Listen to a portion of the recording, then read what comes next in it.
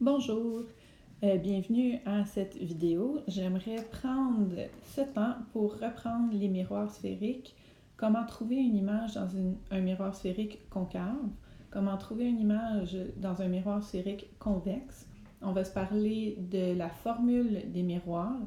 On va faire un exemple de calcul ensemble.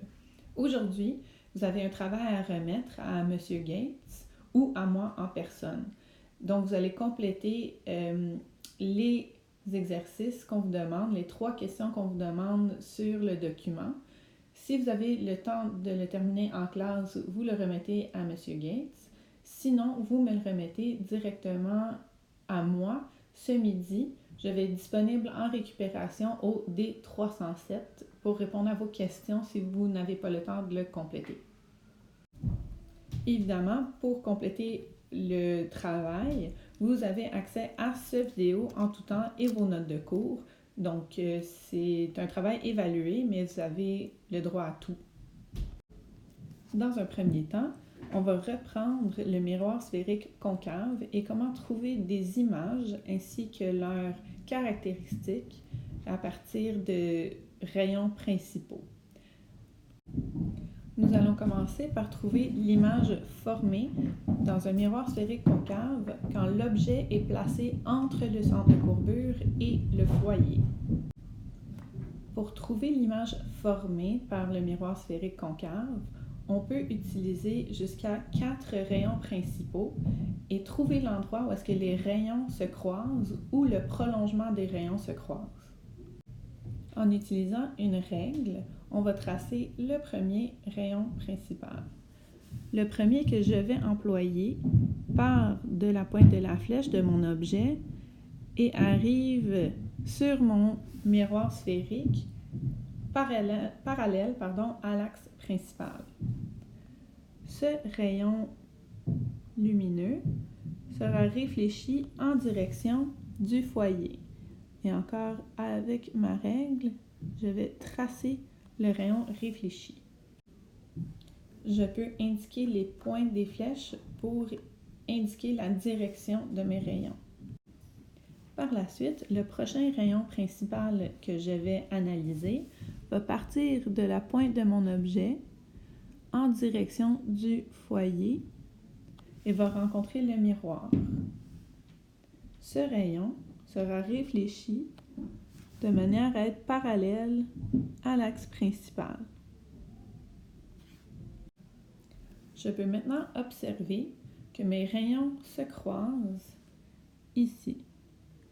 Ceci m'indique que l'image de la pointe de la flèche se trouve à cet endroit. Je peux maintenant tracer l'image formée. Donc, je vais partir de l'axe principal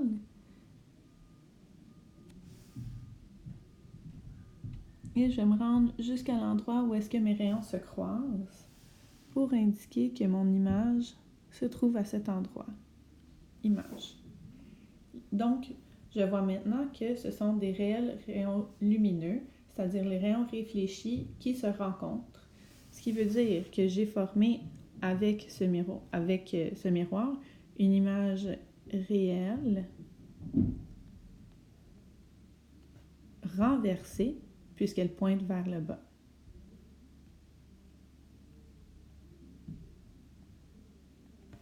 Et elle est réelle renversée et je vois de manière qualitative qu'elle est plus grande que mon objet. Donc le grandissement est plus grand que l'objet. Cependant, puisque mon image pointe vers le bas, le grandissement sera négatif si on devait le calculer.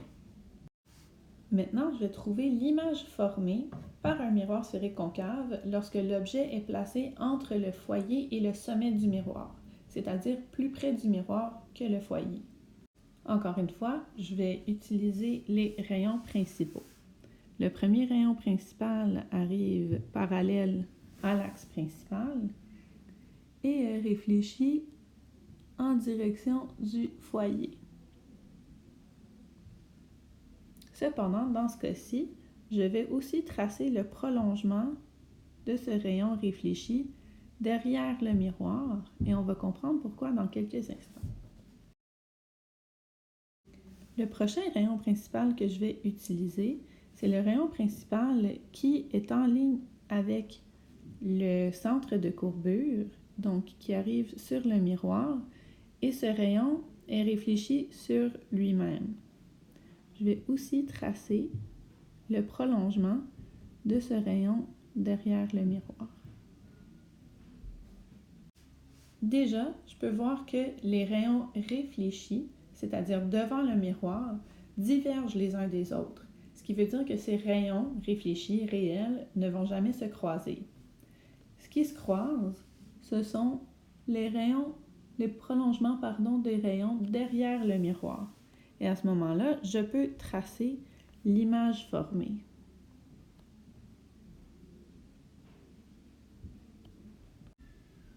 Puisque ce ne sont pas des réels rayons qui se croisent, c'est le prolongement des rayons, c'est-à-dire des rayons virtuels qui n'existent pas, je vois bien que l'image formée est une image virtuelle, droite, parce qu'elle pointe dans la même direction que l'objet, et le grandissement aussi est plus grand que mon objet. Puisque ma pointe de flèche pointe vers le haut, c'est-à-dire dans la même direction que mon objet, le grandissement, si je devais le calculer, serait positif. Maintenant, on peut se parler de miroir sphérique convexe. Dans un miroir sphérique convexe, la surface réfléchissante est sur la partie bombée du miroir, donc de ce côté.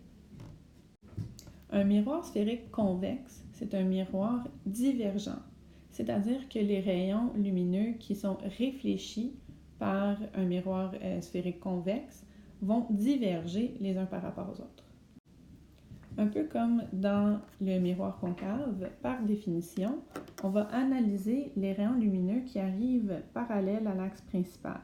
C'est-à-dire, si j'ai un objet lointain, placé à l'infini, par exemple le Soleil, tous les rayons lumineux qui arrivent sur le miroir sphérique seront parallèles à l'axe principal.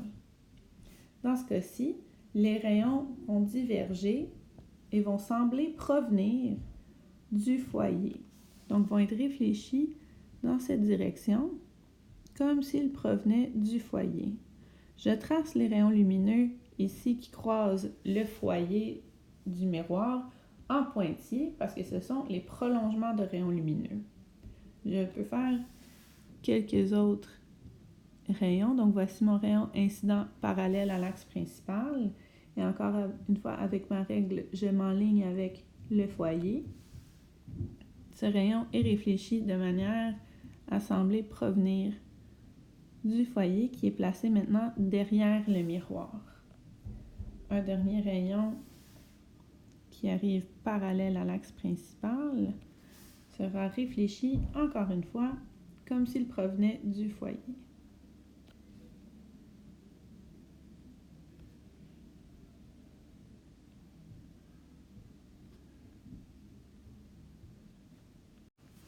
C'est la définition du miroir sphérique convexe, c'est-à-dire divergent. Comme dans le miroir sphérique concave, il y a 4 lois pour les rayons principaux et comment ils vont interagir avec le miroir sphérique convexe. Comme on vient de le voir, le premier rayon principal, qui arrive sur le miroir de manière à être parallèle à l'axe principal, sera réfléchi comme s'il provenait du foyer. Donc, son prolongement est en ligne avec le foyer et les rayons réfléchis semblent provenir du foyer. Dans un deuxième temps, un rayon quelconque qui arrive vers le foyer, c'est-à-dire en ligne avec le foyer, sera réfléchi de manière à être parallèle à l'axe principal.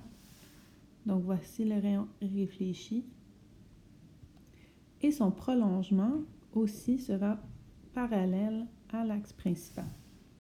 Troisièmement, un rayon qui arrive en ligne avec le centre de courbure, donc son prolongement s'en va sur le centre de courbure et réfléchit sur lui-même. Dans un dernier temps, un rayon quelconque qui arrive sur le sommet du miroir sera réfléchi avec un angle de réflexion égal à l'angle d'incidence, comme dans le miroir concave, donc dans cette direction. J'aimerais mentionner ici qu'on a tout simplement donné des exemples de rayons principaux. En ce moment, il n'y a aucun rayon qui se croise, c'est normal. Aucun de ces rayons proviennent d'un même objet. Nous allons maintenant utiliser des rayons principaux pour trouver l'image formée par un miroir sphérique convexe. Dans un miroir sphérique convexe, il y a uniquement un type d'image qui peut être formée, peu importe l'emplacement de l'objet. Ce qui va changer, c'est la taille de l'image formée, mais les caractéristiques de l'image formée seront toujours la même. Je vais utiliser les rayons principaux qu'on vient de voir pour trouver l'image formée de cet objet par ce miroir sphérique convexe. Le rayon principal qui arrive parallèle à l'axe principal est réfléchi de manière à sembler provenir du foyer. Et je trace le prolongement. Ensuite, le rayon qui arrive sur le miroir en direction du foyer est réfléchi de manière à être parallèle à l'axe principal. Et ici, on doit se souvenir de tracer le prolongement du rayon réfléchi et non du rayon incident. On voit déjà qu'avec deux rayons principaux, on peut trouver l'endroit où est-ce que le prolongement de mes rayons se croise, c'est-à-dire l'emplacement de l'image. On peut utiliser plusieurs rayons principaux pour confirmer notre réponse, c'est-à-dire notre image. Mais ici, je vois que c'est suffisant. Mon image est donc ici, je le trace. La pointe de flèche sera à l'endroit où est-ce que les rayons se croisent. Encore une fois, dans un miroir sphérique convexe, il y a un type d'image, c'est-à-dire avec des caractéristiques qui sont les mêmes, qui peuvent être formées. Ça va être une image virtuelle, puisque ce sont des prolongements de rayons qui se croisent et non les rayons réfléchis eux-mêmes. Elle est droite, puisque la pointe de la flèche est dans la même direction que l'objet, et elle est plus petite. Le grandissement sera de signe positif, mais plus petit que 1, puisque notre image pointe dans la même direction que notre objet. Nous avons trouvé l'emplacement de nos images de manière qualitative, c'est-à-dire avec des schémas. On peut les trouver avec une formule de manière mathématique. On appelle ça l'équation des miroirs. L'équation des miroirs est la suivante. 1 sur F, c'est-à-dire le foyer, la distance focale, c'est-à-dire la distance entre le miroir et le foyer, est égale à 1 sur DO, c'est-à-dire la distance entre l'objet et le miroir, plus 1 sur DI. L'autre formule, vous la connaissez déjà en lien avec ceci, c'est la formule du grandissement. G est égal à HI sur HO et est égal à moins DI sur DO. Il y a une convention des signes. Donc, peu importe le miroir, qu'il soit convergent ou divergent, ici, je vais tracer un miroir, par exemple, convergent. Tout ce qui se place devant le miroir, c'est-à-dire du même côté que la surface réfléchissante, sera de signe positif. Tout se trouve derrière le miroir sera de signe négatif. Les signes indiquent une direction. Cette convention de signes, c'est-à-dire devant et derrière le miroir, s'applique à la distance focale, à la distance objet et à la distance image.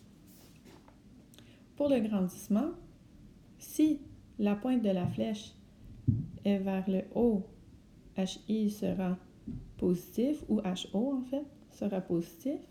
mais si la pointe de la flèche est vers le bas, HI ou HO sera négatif.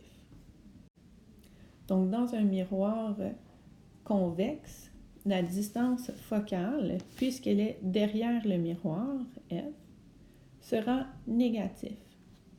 Aussi, quand on parle d'image, lorsqu'on parle d'image réelle, une image réelle est toujours placée devant le miroir. Donc, DI sera toujours positif, c'était supposé être un I. Et puisqu'une image réelle est toujours renversée, HI sera toujours négatif. Dans le cas d'une image virtuelle, puisque cette image est placée derrière le miroir, DI sera négatif. Et puisqu'une image virtuelle est toujours droite, HI sera positif. Ici, on a un exemple d'une question qu'on pourrait vous poser pour utiliser l'équation des miroirs pour analyser la réflexion dans un miroir sphérique, soit concave ou convexe. On dit une bougie de 1,50 cm se trouve à 75,00 cm d'un miroir sphérique concave dont la distance focale est de 25,00 cm. Quelle est la hauteur de l'image?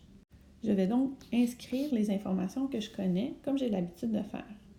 Quand je dis une bougie de 1,5 cm,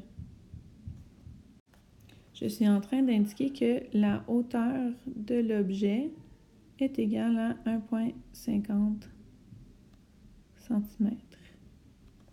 Ensuite, quand je dis une bougie se trouve à 75 cm du miroir, ça correspond à notre distance objet.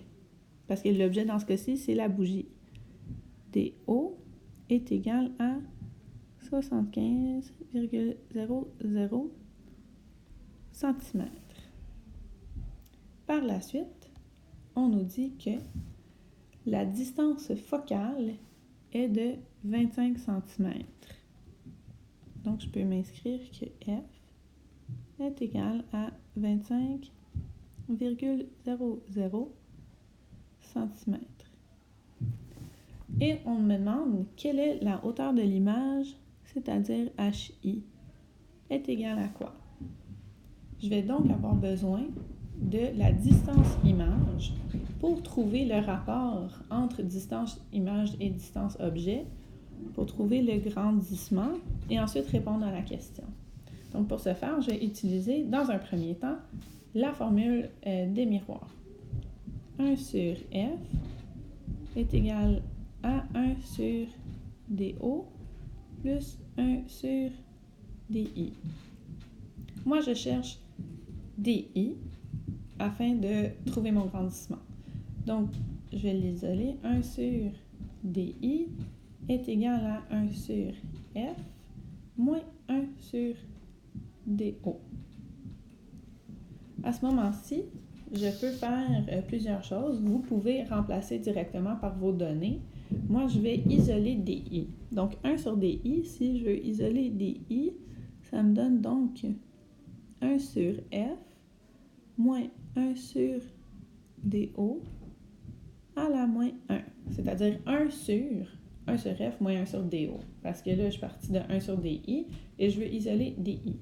Je vais poursuivre mon calcul ici. Donc, j'ai DI est égal à 1 sur F moins 1 sur DO à la moins 1.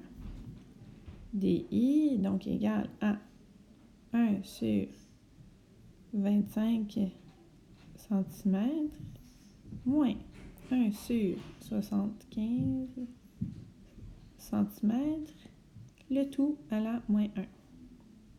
DI est donc égal à 37,50 cm si je conserve mes chiffres significatifs. Je peux maintenant faire le rapport suivant. G est égal à HI sur HO est égal à moins DI sur DO. Dans ce cas-ci, ce n'est pas réellement nécessaire d'isoler et de trouver le grandissement. Moi, je cherche HI. J'ai les trois autres valeurs, j'ai HO, DI et DO. DI, je viens de le calculer, donc je peux isoler directement HI. Mon calcul devient maintenant HI sur HO est égal à moins DI sur DO. Moi, je veux isoler HI. La question, c'était la hauteur de l'image formée. J'ai donc HI est égal à moins DI fois HO divisé par DO. Je vais remplacer par mes valeurs, moins 37,50 cm fois 1,50 cm divisé par DO qui était de 75 cm. HI me donne, à ce moment-ci, moins 0,750 cm. Ça, c'est un 7. Ceci, c'est logique. J'ai une réponse négative. Ce qui m'indique que c'est une image renversée qui a été formée. C'est une image renversée parce que si on se réfère à nos données initiales, la distance focale était de 25 cm et la distance objet était de 75 cm. Ce qui veut dire que mon objet était placé devant le centre de courbure. Ça va former une image réelle renversée qui est plus petite que l'objet. Et c'est ce qu'on trouve ici avec nos valeurs. Vous pouvez maintenant procéder à le petit travail à compléter. Si vous n'avez pas le temps de le terminer pendant la période, évidemment, vous pouvez me le rendre encore une fois ce midi au D307. Merci!